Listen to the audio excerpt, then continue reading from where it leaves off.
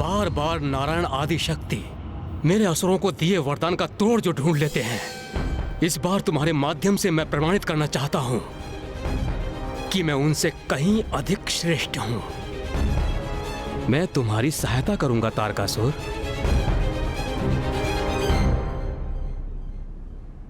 स्मरण रहे तारकासुर, आदि शक्ति हैं वो, कोई साधारण देवी नहीं जिनसे तुम सरलता से निपट लोगे। क्या करूं मैं, आप ही मुझे बताइए। स्वयं को सुदृढ़ और सशक्त करो वत्स। अर्थात एक ऐसी माया नगरी का निर्माण करो जो तुम्हारा स्वयं का स्थान हो, जो तुम्हारा नगर और राजभवन हो।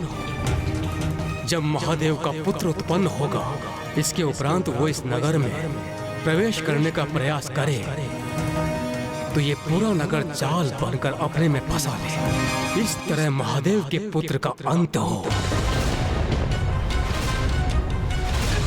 किंतु प्रभु, मुझे माया नगरी का कोई ज्ञान नहीं। उसकी चिंता मत करो पुत्र, वो विद्या मैं तुम्हें प्रदान करूंगा।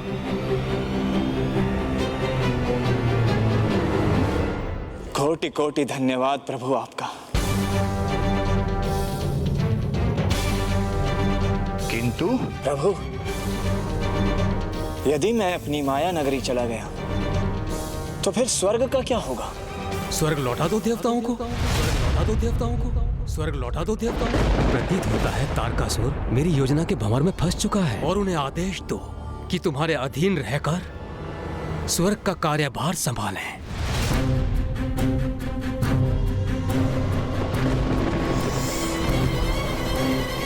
तो उस अवस्था में मुझे ये वरदान दीजिए प्रभु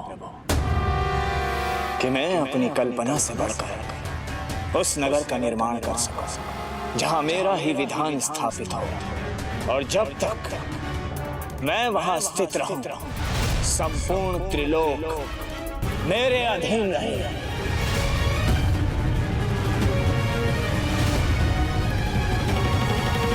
तथास्तु, तथास्तु, तथास्तु। धन्यवाद प्रभु।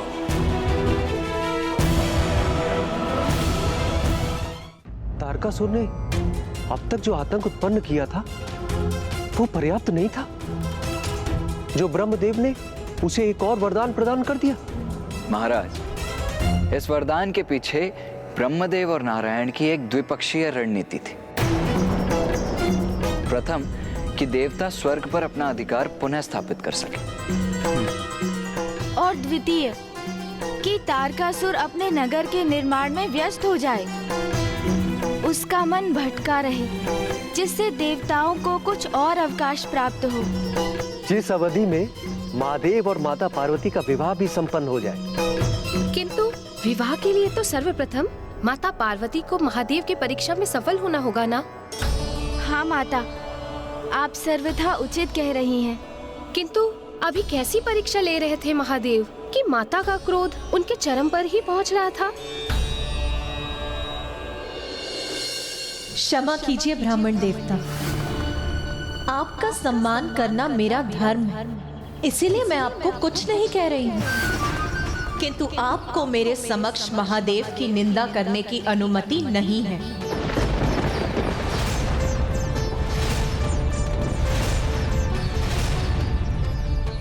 ओह, समझा। महादेव ही आपके क्रोध का कारण है।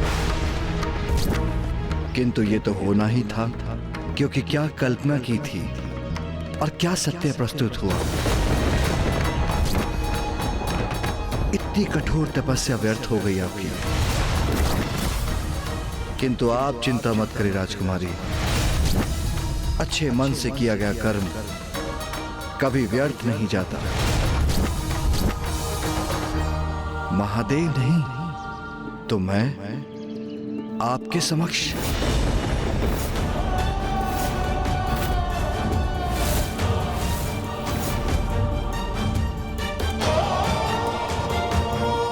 ये आप क्या कह रहे हैं ब्राह्मण देवता?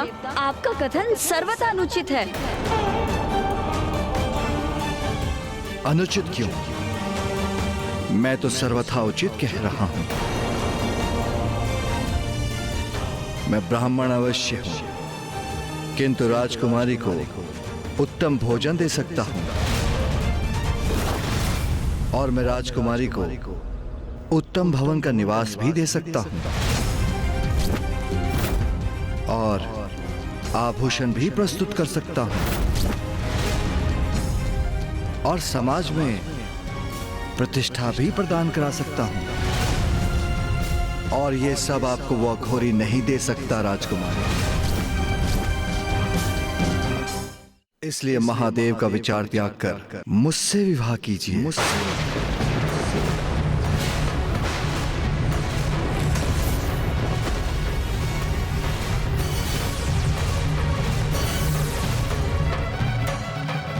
ब्राह्मण देवता, इतना दुस्साहस आपका?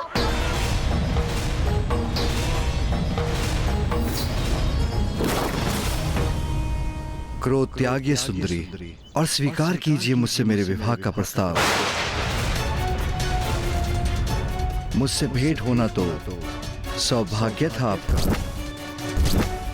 अन्यथा महादेव से विवाह करके अनेकों कष्ट सहने पड़ते आपको।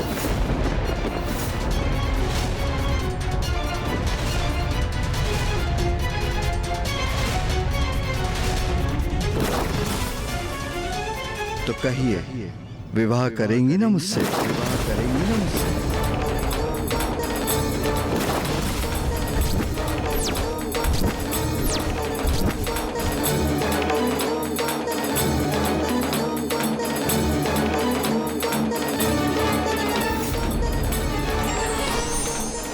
महादेव, इन ब्राह्मण देवता को शांत कराइए स्वामी। इनके अनुचित शब्द मेरे हृदय को बेध रहे हैं। मुझे ज्ञात है पार्वती, ये तुम्हारे लिए कष्टदायी होगा, किंतु ये वो परीक्षा है जिसके द्वारा ही तुम स्वयं को सिद्ध कर सकती हो और ये परीक्षा तुम्हें देनी ही होगी। ब्राह्मण देवता इतनी दुष्टता कर पार्वती को क्यों उकसा रहे हैं? कहीं पार्वती ने इन ब्राह्मण देवता पर अपना क्रोध व्यक्त कर दिया तो तपस्या के उपरांत कितना बड़ा अपराध हो जाएगा।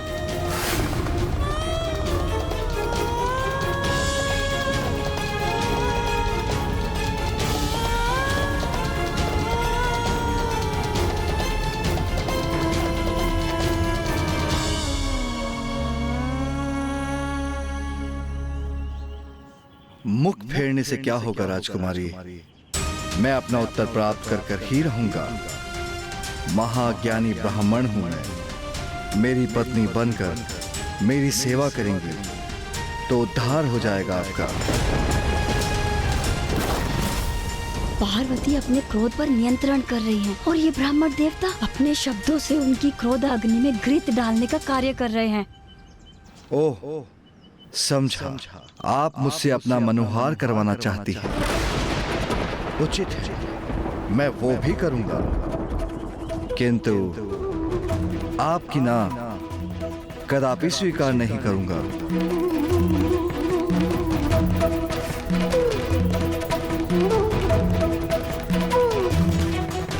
मैंने अपार सहनशीलता का परिचय दिया है, किंतु ऐसे अनुचित शब्द कब तक सहूंगी मैं? ये मेरी कैसी परीक्षा है स्वामी? उत्तर दीजिए सुंदरी। व्यक्तित्व भी अत्यंत आकर्षक है मेरा।